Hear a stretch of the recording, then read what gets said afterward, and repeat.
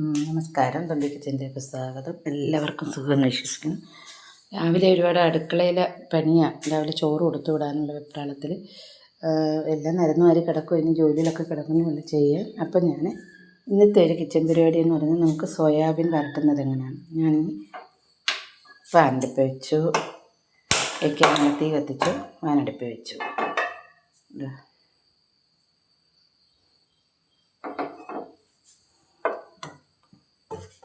പാനടുപ്പ് വെച്ചു. ആരും ഉറക്കമൊന്നും എഴുന്നേറ്റില്ലേ? എല്ലാവരും ഉറക്കത്തിലാണോ? അവരെല്ലാം തിരക്കിലുണ്ട്. എല്ലാം നിറഞ്ഞു വരി കിടക്കാൻ. ഇതെല്ലാം അടുക്കിപ്പിറക്കി ഇവിടെ തുടച്ച് വൃത്തിയാക്കാന്ന് ഇത്രയും സമയം. ഇനി രാവിലെ അവരപ്പനും മൂക്കും കൊടുത്തു വിട്ടാൽ കുഴപ്പമില്ലല്ലോ. മൂക്കൊന്നും സ്കൂളിൽ പോകണ്ട, ശനിയാഴ്ചയില്ലേ. പക്ഷേ ചാച്ചന് ചോറ് കൊണ്ടുപോകണം. അപ്പോൾ ഞാനൊരു സാമ്പാർ ഇച്ചിരിയെ വെച്ചുള്ളൂ. ഒരു നേരത്തെ ഒരു സാമ്പാർ വെച്ചിട്ടുണ്ട്. ചോറ് അവിടെ അടച്ചു വിട്ട് വെച്ചിട്ടുണ്ട്. ഇനി അടുത്ത സോയാബീൻ. അവർ പറഞ്ഞു, അച്ഛൻ പറയുന്നുണ്ട്, ഇന്നലെ സോയാബീൻ വരട്ടാന്ന് പറഞ്ഞല്ലോ. രാവിലെ ചായടിയിലൊക്കെ കഴിഞ്ഞു.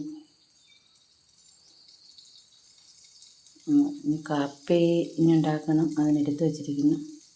അപ്പോൾ ഇത് കൊടുത്തു വിട്ട് കഴിയുമ്പോൾ കുഴപ്പമില്ലല്ലോ. അച്ഛനങ്ങനെ കാപ്പി രാവിലെ കഴിക്കാറില്ല.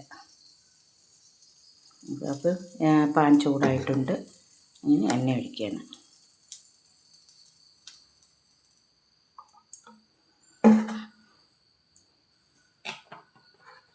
ഒഴിച്ചു.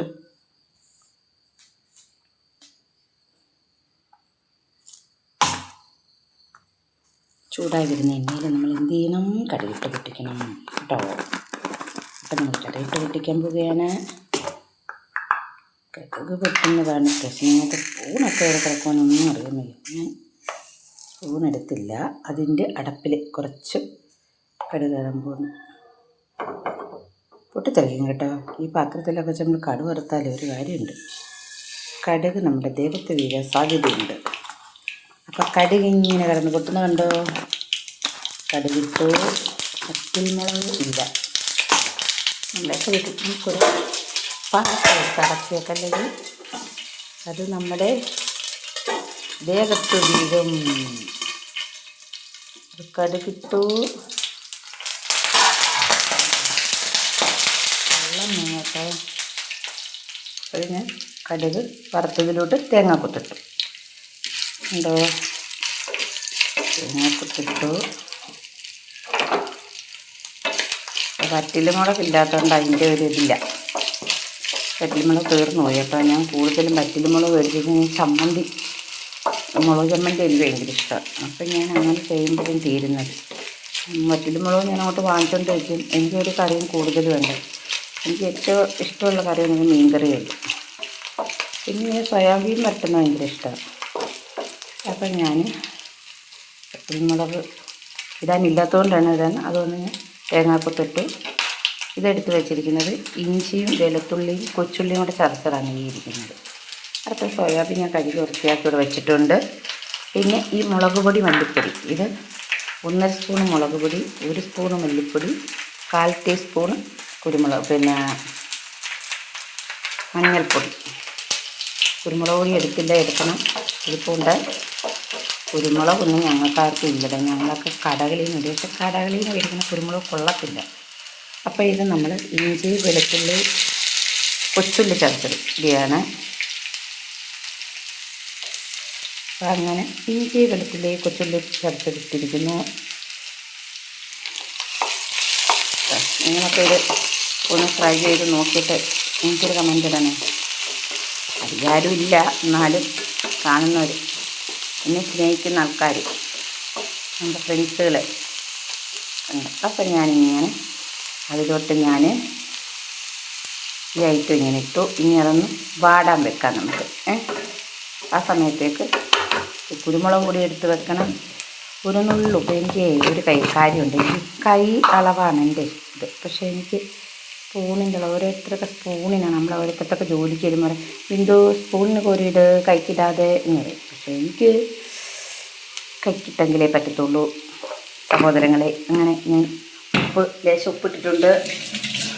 നിങ്ങൾ പറയരുത് ഇവിടെ വൃത്തിയില്ല മെനയില്ലെന്ന്. പക്ഷേ രാവിലത്തെ പോക്കിൻ്റെ ഒരിതാണ് കേട്ടോ. അപ്പം നമ്മളതൊന്ന് അടച്ചു വെച്ചു.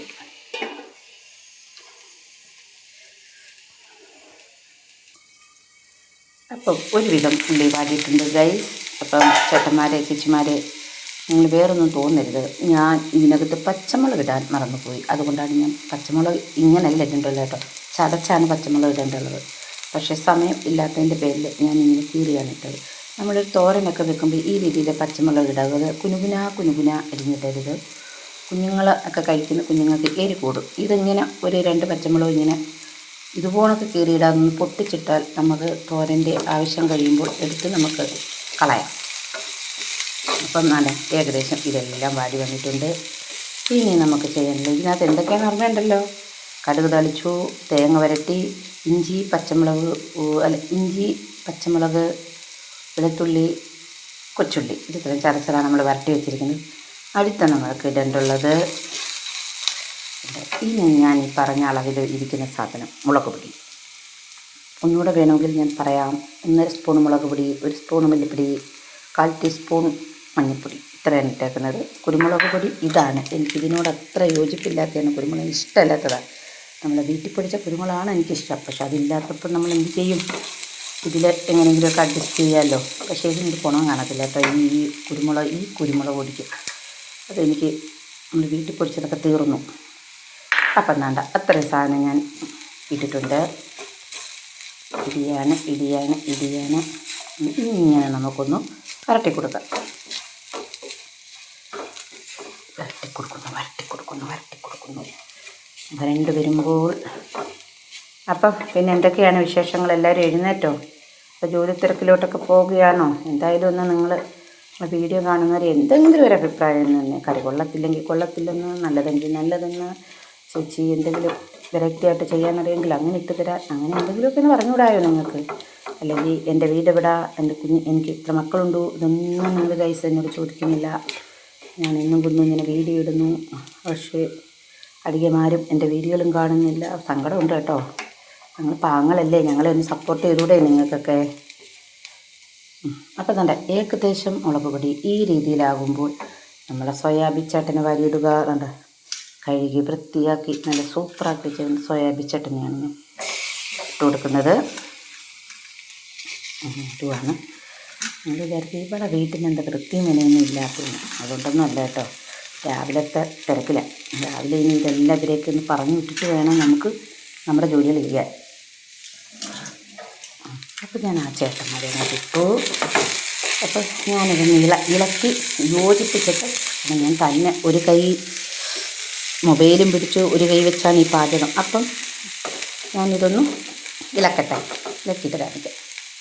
ഗൈസ്, ഞാൻ ഇളക്കി യോജിപ്പിച്ച സോയാബീൻ വരട്ടാൻ വെച്ചിരുന്നതിനകത്ത് ഒരു ഒരല്പം ചൂടുവെള്ളം കൂടെ നമ്മൾ ഒഴിക്കണം. അത് ഒഴിച്ചു, അത് തിളച്ചുകൊണ്ടിരിക്കും. ഇതിനകത്ത് നമ്മൾ 2 ഐറ്റം ഇട്ടിട്ടില്ല.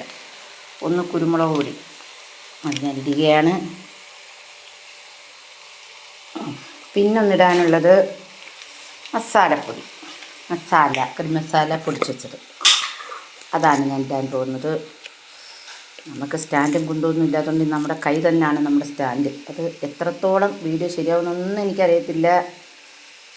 നിങ്ങൾ അതിലെന്തെങ്കിലും പോരായ്മകളുണ്ടെങ്കിൽ ക്ഷമിച്ചുകൊള്ളുക. അപ്പം ഇങ്ങനെയൊക്കെയാണ്.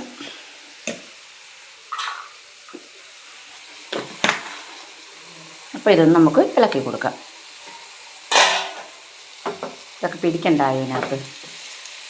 കേട്ടോ, നിങ്ങളൊക്കെ ട്രൈ ചെയ്ത് നോക്കണം കേട്ടോ. പക്ഷേ ഇങ്ങനെ കുഴമ്പ് പോലെ എടുക്കാം നമുക്ക് ചപ്പാത്തിയിലൂടെയൊക്കെ തിന്നാൻ. ഇങ്ങനെ ഈ രീതിയിലും എടുക്കാം. അതല്ല വറുത്ത് കോരുന്നതൊക്കെ എടുക്കാനാണെങ്കിൽ അങ്ങനെ. ഞാനിതിനകത്ത് അല്പം ചൂടുവെള്ളം ഒഴിച്ചു കേട്ടോ. പച്ചവെള്ളം ശരിയാക്കില്ല, ചൂടുവെള്ളം. അപ്പം നിങ്ങൾ ഇത്രയൊക്കെ ഉള്ളൂ എൻ്റെ വീഡിയോ. നിങ്ങൾക്ക് ഇത് ഇഷ്ടപ്പെട്ടെങ്കിൽ, എൻ്റെ ഈ വീഡിയോ കണ്ട് ഇഷ്ടപ്പെട്ടെങ്കിൽ നിങ്ങൾ ലൈക്കും ഷെയറും കമൻറ്റൊക്കെ ചെയ്യുക.